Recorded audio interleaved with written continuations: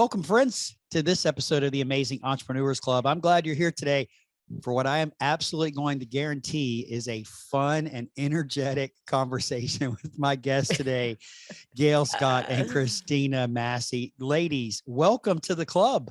Hey, We're excited to be here, Sid. Yeah, it's gonna be fun. If it's anything like our pre-call, hopefully we can get done in 30 minutes. You're a big thinker, aren't you there, Sid? I am. I got big dreams, big dreams. Well, part of what we do here is highlight entrepreneurs along their story and their journey. And so I would love to hear a little bit about your journey. So would you, each of you take a moment and introduce yourself and tell us what you do? So Christina, you want to start first? Yeah. So I'm Christina Massey, and I call myself the sorry. Spit it out. Can I spit it out this morning? Get it out. It's 7:30 over here, you guys. Okay. The serial entrepreneur. And I love business. I absolutely love it. I've been in a beauty business for 13 years, and we own a landscaping construction business out here in California, and just made our way into the podcasting world. And I help to develop other people's businesses as well, just a business strategist. Okay. So Christina, I counted 3 businesses plus a podcast. So and we also have a memory care facility. Yeah. So. Okay, that's 4 businesses. Yeah. And we're reserving our spots now. I think so. Yes, absolutely. Yeah. All right. So 4 businesses and a podcast, and you're on Clubhouse, which is where we met. Yes. Exactly when do you sleep? I sleep all the time, Sid. No, I have probably about 3 to 4 hours a night. Oh my. Is how it goes down. Gail can attest to that, just because we're in that midlife space, so we hardly get any sleep. Understood. Totally understood. This is the calm version of Christina. She's not even jacked up for the day yet. We'll get her going. Yeah, It's 7:30 in California. So, all right. So Gail, tell us a little bit about your story. My story's a little different. I've actually been with the same company for 27 years. Prior to that, I was in the medical field, but I realized that my entrepreneurial spirit went back to childhood. I can remember distinctly knitting together those little pot holders that you make with the little stretchy elastic rings and selling them to my grandmother. I mean, what kind of brutal child's, taking profit off your poor grandmother? grandmother. And then, it came to the Girl Scout cookies. You bet I sold my 100 boxes. So, and then later in life, I dabbled in, arts and crafts that would come along. I made some earrings for a while. I did a little this. I was always a hustler. And I always would go after that dollar. And my dad used to say, she doesn't have a making problem. She has a spending problem. So my idea was never to go on Dave Ramsey. It was just go make some more. So I'm over here like Dave Ramsey. Yes.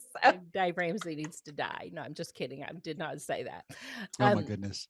And roll forward to, I always wanted to have a podcast. My family are big podcast listeners. Like we love the first year of Serial, that first. Okay, we listened to the same one then, because that's how I got hooked on podcasts. Adnan, I mean, free Adnan. Can we just throw that in today?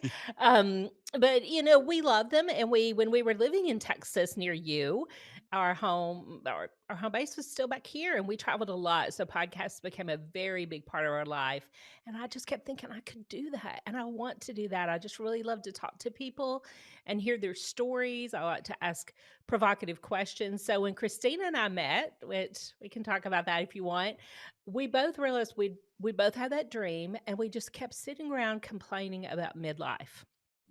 And I'm like, Christina, I think this is our podcast. And I even have the name. So Midlife Moxie was born. So between that and all the changes through COVID, I've also started teaching courses for other women who are trying to get their businesses up and going in that virtual world. Because for midlife women, that has been very frightening for a lot of women.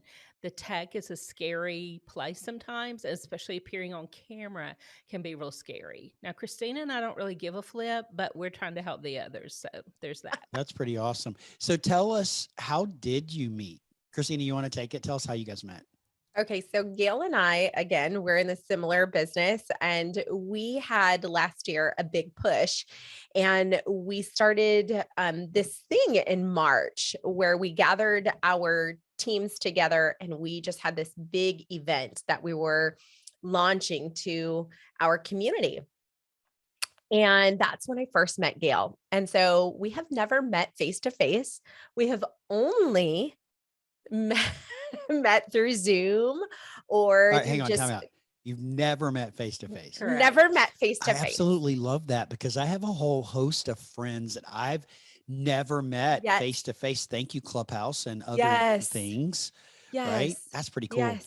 Yeah. It's very So cool because like our it is. families, like my husband knows Christina, my Yes. son knows Christina, her daughter knows me. I mean, I think that's one thing that's come out of COVID is as we were more dependent on these virtual spaces, Mm, that perpetuated lie that you couldn't have real relationships in these places has been really proven to be untrue.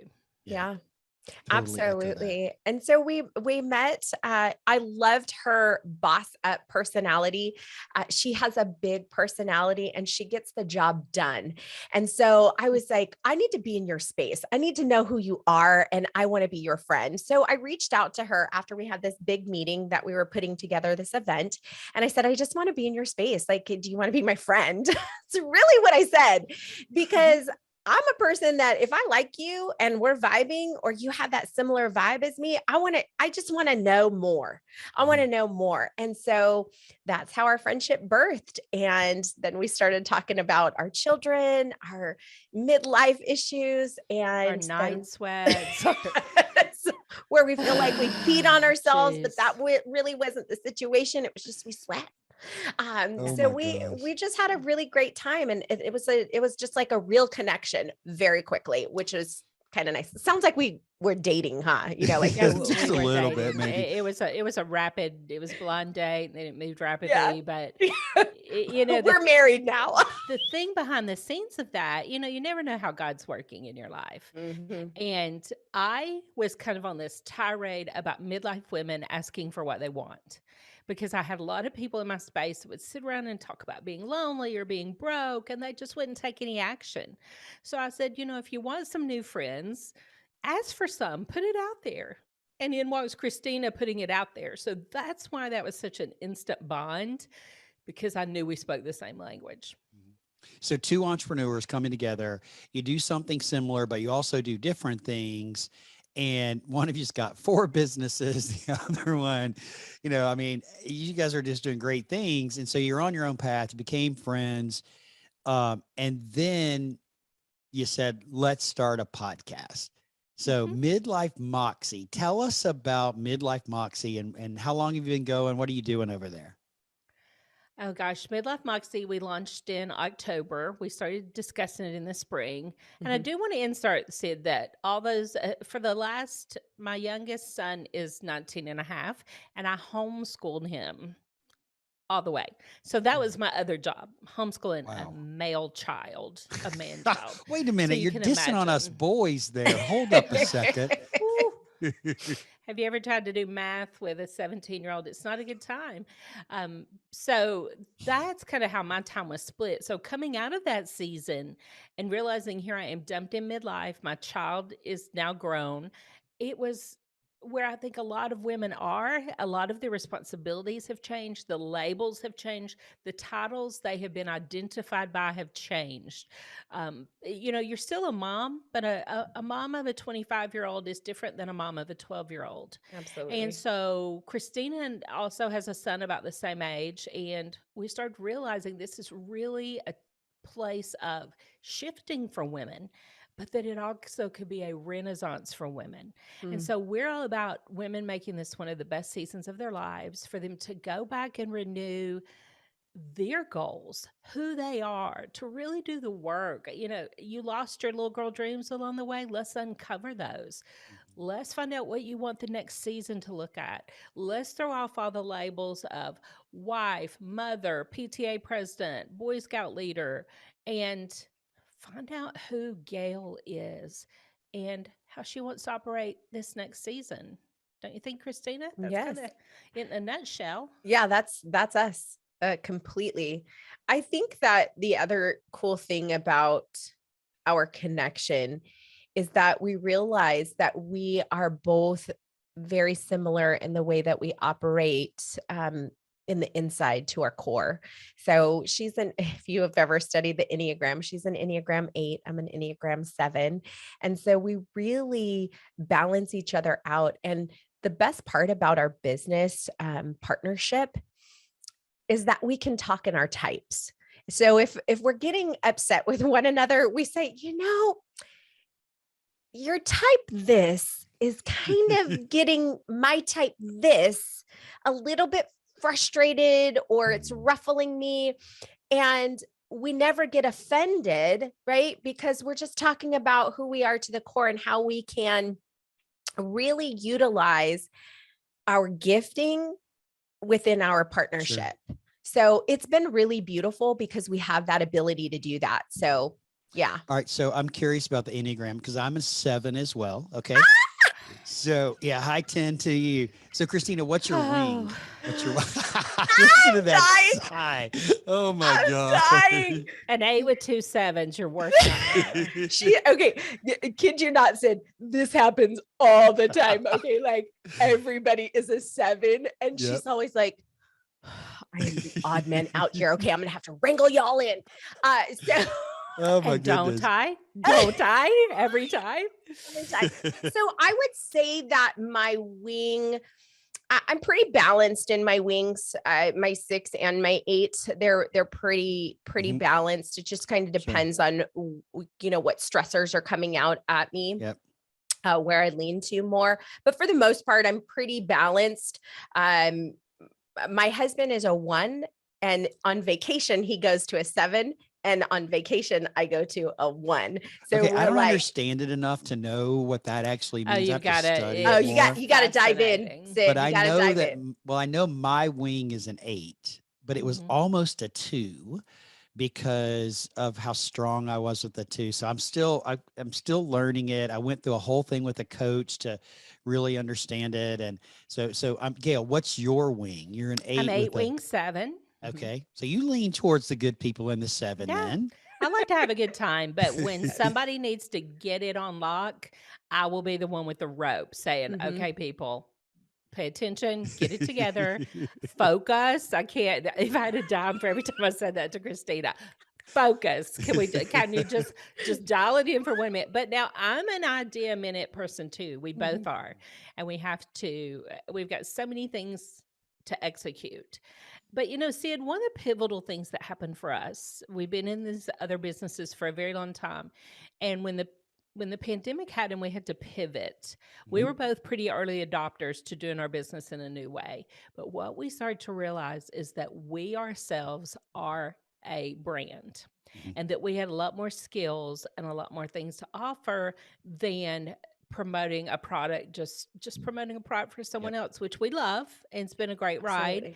And we've not left that ride. We're still on that roller coaster, but we realize there's more and that we ourselves are complete enough to present ourselves. So Midlife Moxie is going way further than a podcast. Yes. We want to see that, you see life is good. We want to see Midlife Moxie shirts and logos on everybody and really it be a brand, a lifestyle, a community. We have events planned. It's a whole thing. Yeah. Can you see us live and in person? It's a life brand, Sid. This has birthed a life brand because we are, well, we're visionaries, and when you're a visionary, you can't help but to think big. Yep. And a lot of people limit themselves in thinking that it's unattainable. And I think that you just have to put yourself out there. Like, how we began this conversation, Gail was telling women, hey, ask for what you want. And so I'm of the belief, my dad always taught me, closed mouths don't get fed. So you ask for what you want. If they say no, then you have your answer. If they don't, then you keep going. So I think that for us, we just realized that we had more to offer than just a podcast. We wanted to offer a bigger community, a huge space. A movement even. Yeah, Sure. a movement. Absolutely. I think we are on the forefront of the movement, which Gail and I always talk about. We're like, we're on the beginning of this right now. We're not at the back end this time. We're going for it. And I think that more women and men should do that. Go for it. Just go for it. So I'm excited about this journey for the two of you. I've had the opportunity to hang out with you a little bit in Clubhouse and go into some of your rooms and have some conversations. So you had a podcast that started, Midlife Moxie. Now it's turning into a movement. You're going to have brand and apparel. You've got a live event coming, and you're really focusing on helping women step into their power into the next season of their life, whatever season it is that they're in, removing those barriers, breaking down those walls and stepping into what it is they want to do and who they want to become with that. Are you guys going to have courses or other programs, or is it just going to be like apparel and live events? Can you give us a little glimpse behind the scenes? I'm asking this question so that all the listeners will be able to be like me and go, I knew them when. Yeah, the whole you're point. good. Yeah, we'll give your autograph early, Sid. It's going down. I'm going to frame it and hang it on my wall. Gail, don't be mistaken, Sid. We are going to be famous. So you already are. Whatever. Yeah, well, you It's a run running into joke. those we laugh because you run into those people say, "Now I don't want to be famous or anything." And we're like, "We do." We do. Straight up, right? Straight up, we awesome. do. Talk show offers, Mhm. just email us, midlifemoxie@gmail.com. But here's the thing too. It's not just us going through this process. This is a different time for midlife women. Mhm. And midlife women are rising up and finding their voices. Now, that doesn't mean that all midlife women want to start a new career or reinvent themselves, but a lot of them do. The ones that want to just glide into retirement, that's okay, as long as that's a decision and not something that was just a default. We want women to really think carefully about their next season and not just roll into it. And we're giving them the space to have those conversations and helping them sometimes with even their words and their language to describe how they're feeling, to let them know what's available. And we're part of a larger group of women. We just approach it a little bit differently. We are just very provocative. We have a lot of fun. And so our angle is just a little bit different, but make no mistake, it's a large movement and there's a lot of people involved and a lot of people doing it in different ways. The two main people we're looking for to come into Midlife Moxie as a podcast guest are people with a pivotal story or someone who's an expert in their field on something that midlife women want to hear about. So we bring those people on and we share those stories, and we hope that they're educational, inspirational, fun, and connecting. So that's kind of what Midlife Moxie is all about. Yeah. And then we are, like Gail had mentioned, we are going to be doing Moxie meetups for our community.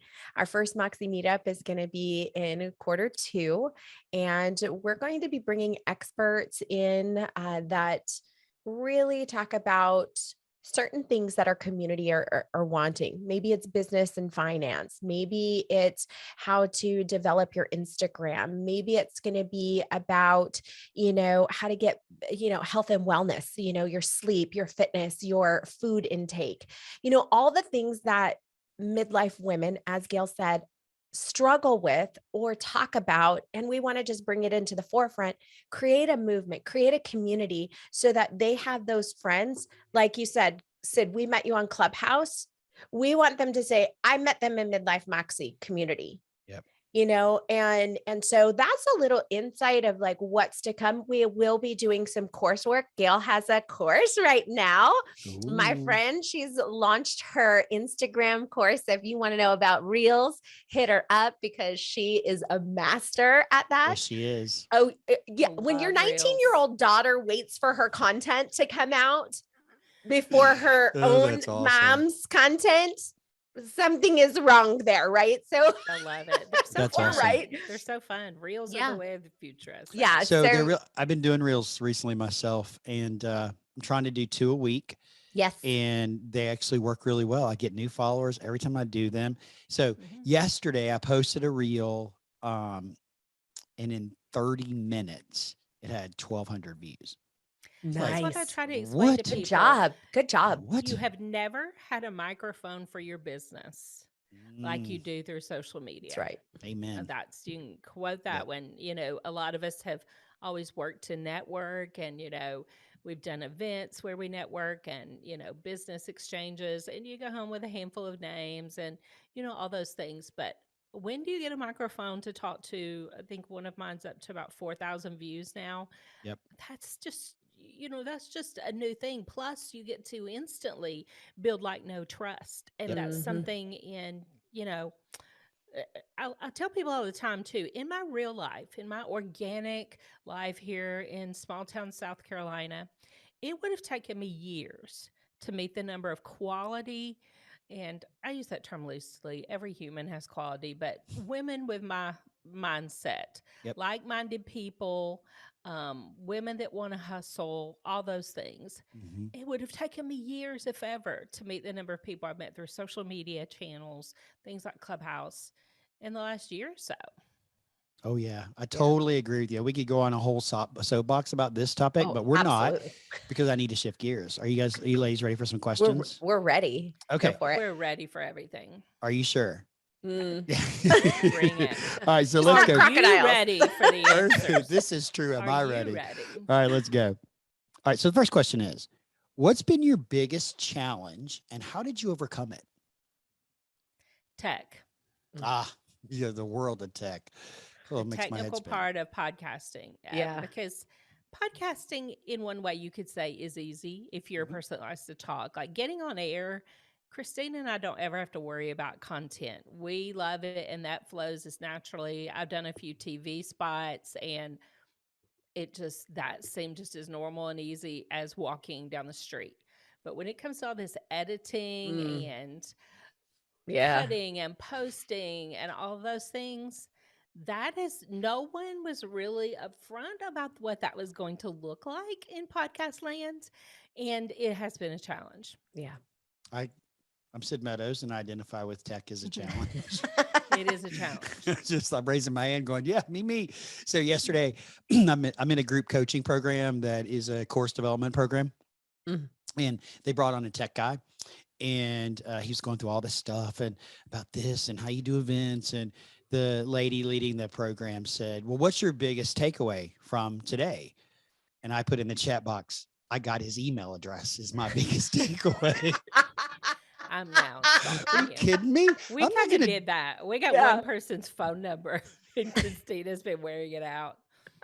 Like, I'm not doing all that nonsense. Are you kidding me? That makes my head hurt. That's the 7, Christina, right? Coming out. We're Yes. not doing that. All right. So, Christina, I'm going to ask you to do the next question. Okay. Okay. So, what do you believe are 3 qualities of a successful entrepreneur? 3 qualities of a sexual entrepreneur, not a sexual Wrong entrepreneur, Sid. question. Yeah, let's reframe that. 3 qualities of a questions. successful Successful entrepreneur. entrepreneur. I would have to say mindset, consistency, and gumption, the get up and go. Definitely those are some things that you need to have in order to be successful, because if you can't get up and go, how are you going to get up out of the bed? Yep. Passion can come and go because it's like a feeling, right? So it's like consistency. Are you able to get up and go even when you don't want to? And that's where that mindset, consistency, and gumption come from. It's all tied together. Yeah, absolutely. And I don't want to hang out here for a minute, but for a long time, but I do for just a second. Let's talk about mindset, because the mind can be a very evil thing. Mm-hmm. And entrepreneurs specifically, we struggle with mindset. There's this little devil sitting on our shoulder over here that constantly is saying, you're not good enough. Who do you think you are? You can't do that. Don't even try. Don't even bother. Right. Right. We vacillate between thinking that I'm the white Oprah, and what the heck were we thinking? That's how big the swing is. I mean, one minute we just know that NBC is going to call us, like the Mm. next phone call, and the next When minute they I'm hear like, this episode, absolutely they're going to yeah, call you. it's I'm going to gonna send it happen. I up to mean, my phone was NBC. ringing a moment ago. That might have been them. I got to go.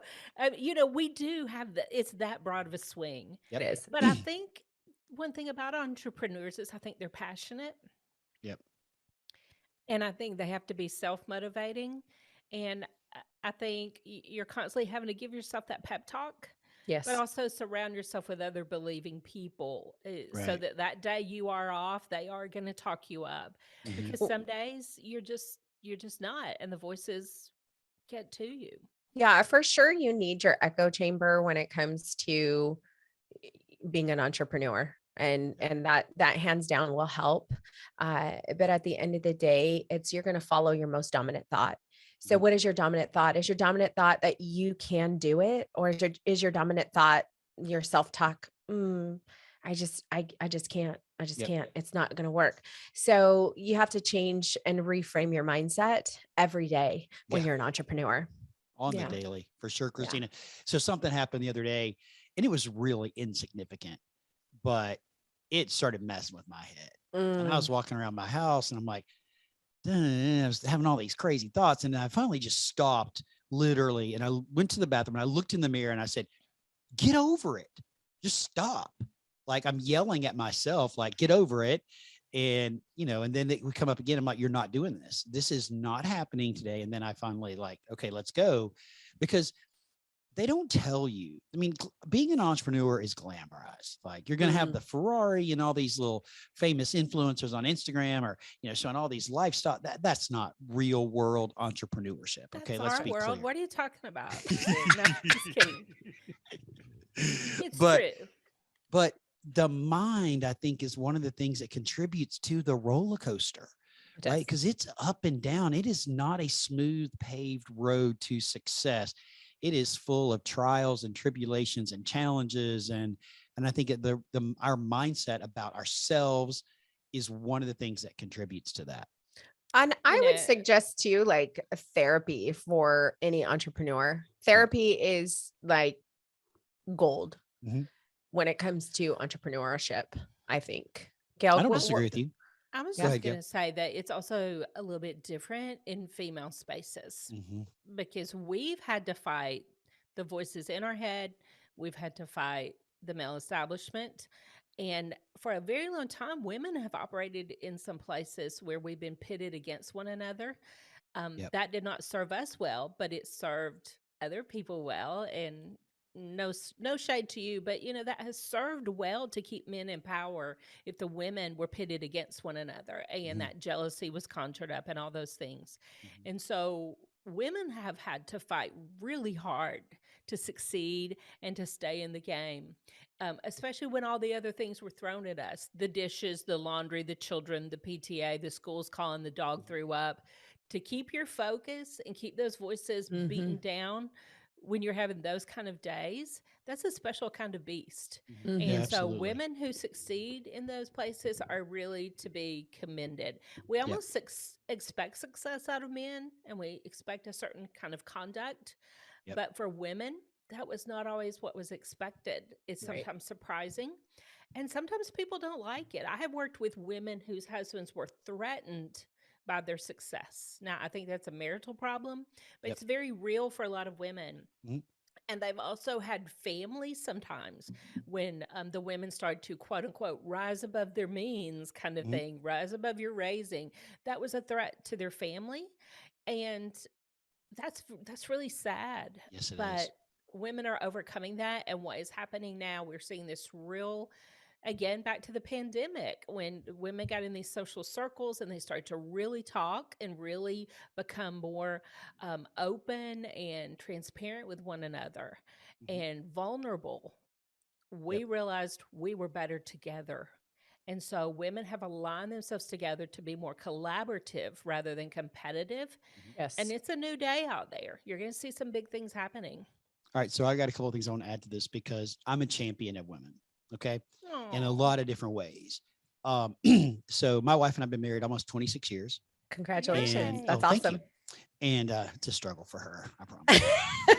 She's like a 2 or a 3, by the way, Christina. Well, So it's a struggle Oh. for my husband, so I feel it. well, I'm she's an married to a introvert. 9, so Yeah, y'all she's an just introvert. I'm an extrovert. Like, yeah. But all that being said, you know, being married is a job, right? Yes. Mhm. It's a job. It takes both people. And so when I hear people specifically say, or men specifically say, well, it's her job to do this, it's her job to do that, or it's his job to do that. I'm like, there's no his or her. It's our job. Yes. It's our job to raise our family. It's our job to do the laundry. I make the bed in the morning because I like to make the bed. I like to walk around my office, which is my house, and I want everything nice and clean, right? And she's home today, and she came to my office earlier, and she goes, "Guess what?" And I went, "Oh no." And she said, "Yep." And I said, "You're disrupting my workplace today by working from home? Are you kidding me?" I'm like, "This is my sanctuary. I don't need you up in my business." She's got an office upstairs, but my wife is an executive. She is a C-suite person in a hospital system. And, she worked really, really hard to get there. We moved to Texas to support her career. Right. And that is awesome. I'm her biggest champion. We go places and she tells people when they ask her what she does, she's like, "Well, I work in computers." And I just look at her like, "Are you kidding me?"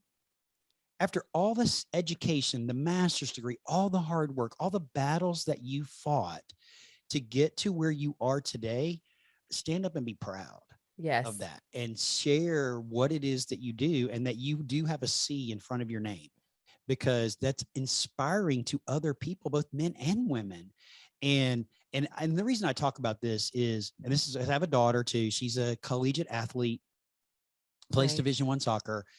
And my message is, and the reason I stand up for the things that I stand up for, is because I want my daughter's path to be easier than my wife's path. Yeah. And that love is that, what is Sid. so important. And that's why I believe men have a responsibility to stand up and support women. And if they make more money than you, they get a bigger title than you, who gives a rip?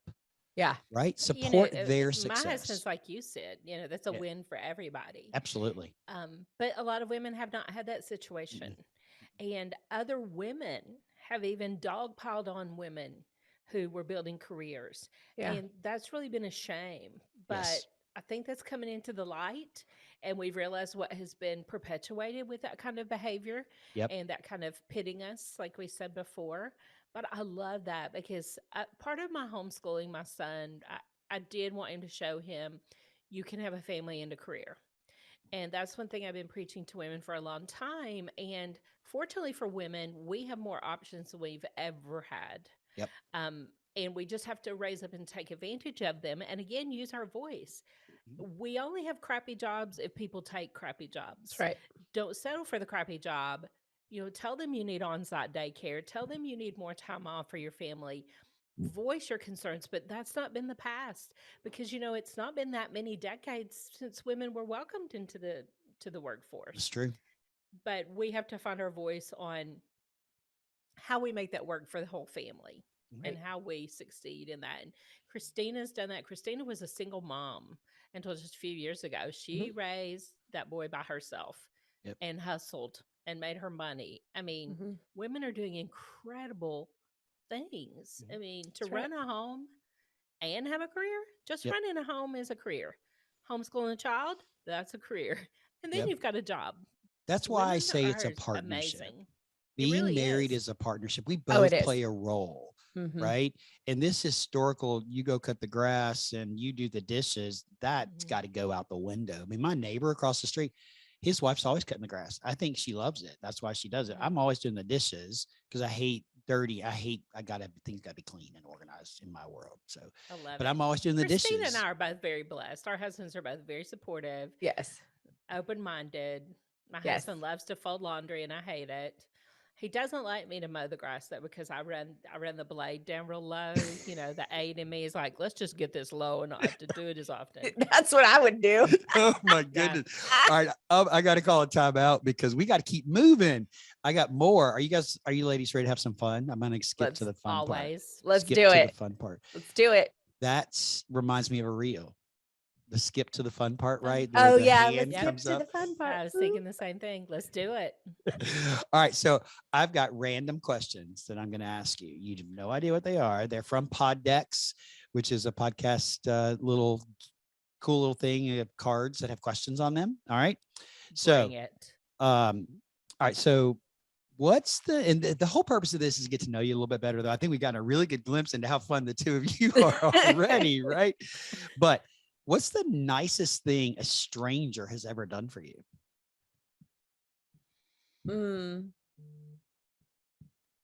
Gosh. Okay. Let me Any think about thinking this. music?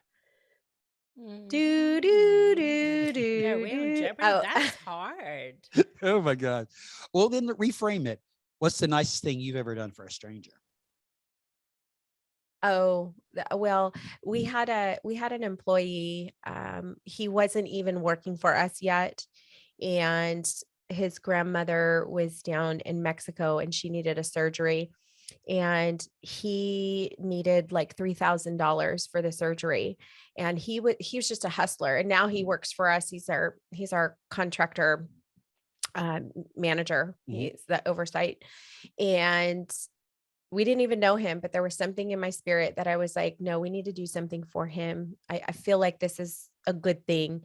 And so my husband and I talked about it, and we ended up giving him the money to have his grandmother's surgery. Unfortunately, she ended up passing, but it was just something that, Yeah. I don't know. It was just something that we were just called to do.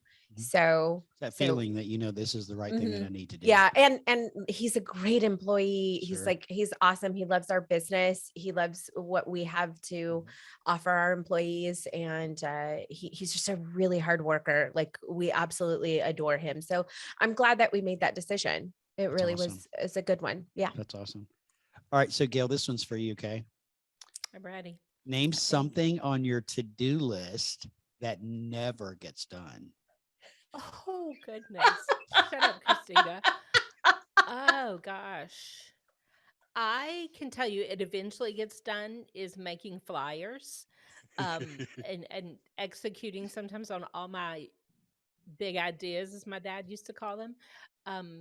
Because I feel like I have to get in this perfect creative space. Mhm. And so I wait till that moment when I'm just feeling all the juices or I'm up against the deadline. I like to do the fun stuff. I don't like to do, taxes. That never gets done. It does eventually, but not when they would like it to be done. My That's accountant. funny. Yeah, let's go with taxes. That's but done when I have to. The A to me comes out with that because being creative, it's a feeling. Like you get in this zone, and like I get in this zone, I'm feeling good, and my creative brain is just flowing. And when I do that, like I create 6 or 7 reels at a time because it just like I'm changing shirts and putting on jackets, and you'd never know that it was all done in the same batch recording of them, right? But when you're in that zone, you just know it. Same thing with writing. Like when I want to write, I'm in this zone of writing. I can write 3 to 4 columns at a time. Yeah, my zones tends to come into focus about 1 a.m. Oh. I just get this really creative. My husband's asleep. Sometimes the teenager's still awake, screaming at video games. But I get this place, and for me, it's late at night, and that's so unusual. But I will get working, especially being creative, and I'll just knock it out. But so people often wake up the next morning with a lot of emails and texts from me. That's a common thing. If you're in my circle, they're like, "What time did you go to bed?" I'm like, "Oh, girl, I was on it last night." Not me. All right, Christina, you ready for this one? Okay. What is one surefire way to get your attention?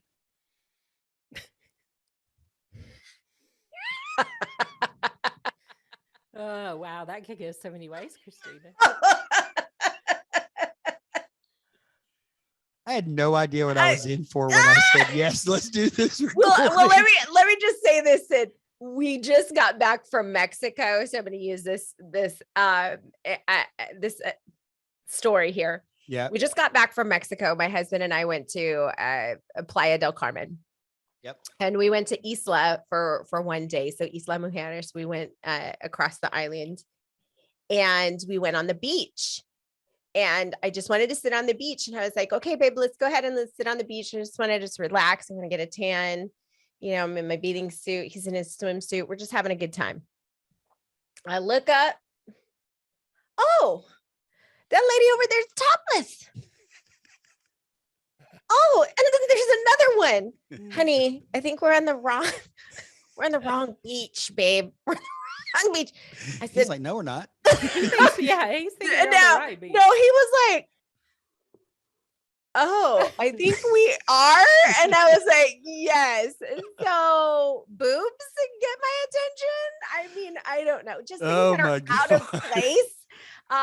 Definitely give my attention, or something that sparkles. If it's shiny object. Sparkles. There's nothing like getting a text from Mexico from your friend of a topless woman. I hope it didn't include any pictures. Well, it did, but it was that other woman. So the feds may be over shortly. Christina has a problem too. I will tell this on Christina. Christina lives in California, where you can get cannabis products. Christina is very fond of these gummies. And the funny thing, one day we're talking, I'm like, oh, we don't get that stuff in South Carolina. And Christina, in all seriousness, and her sweet little heart says, well, I'll mail you some. And I'm like, no, you will not. You'll go to jail over that. That is a federal offense. Keep your gummies in California. These are the kind of conversations that go in our high-level business meetings. Okay. But she's so kind. Not really sure how you guys get anything accomplished together. When we're on it, we're a bulldozer. But we have a lot of rabbit trails. We do. Oh, I bet. We do. All right. So this is one for both of you, okay? What's one thing that you would leave in a time capsule for people to discover 50 years later? Gosh, after the last year, I would probably leave a mask. I would put a mask in there because I think that's such a strange thing that we could have never anticipated. Yep. Even though my husband read that great book about the Spanish flu, if you're into some good reading there, Sid, that was very interesting. But I think that would just say so much and bring up so many questions that that we live our lives this way. All right, Christina, what would you leave? Oh my gosh. These are hard questions. Question. It is a really good question.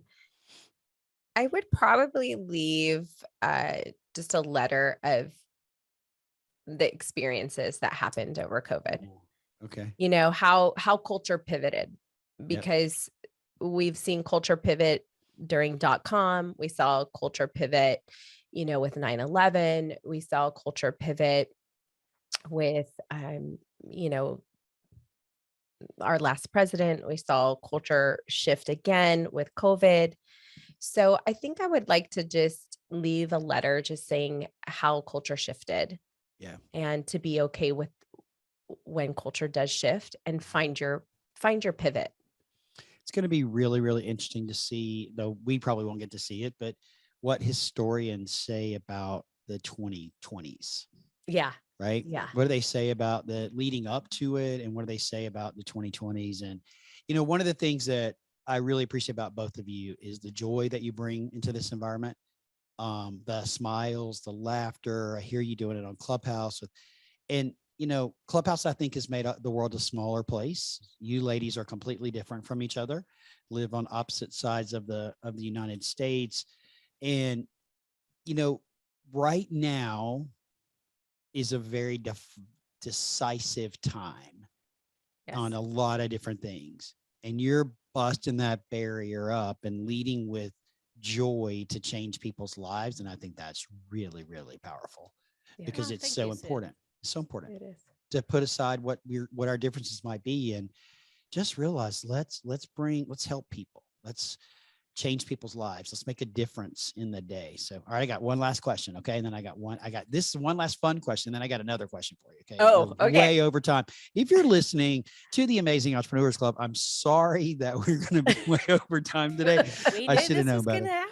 I know you said in the very beginning, Gail, to be careful. If he can keep us to 30 minutes, Sid's a powerful man. Yeah, I failed miserably.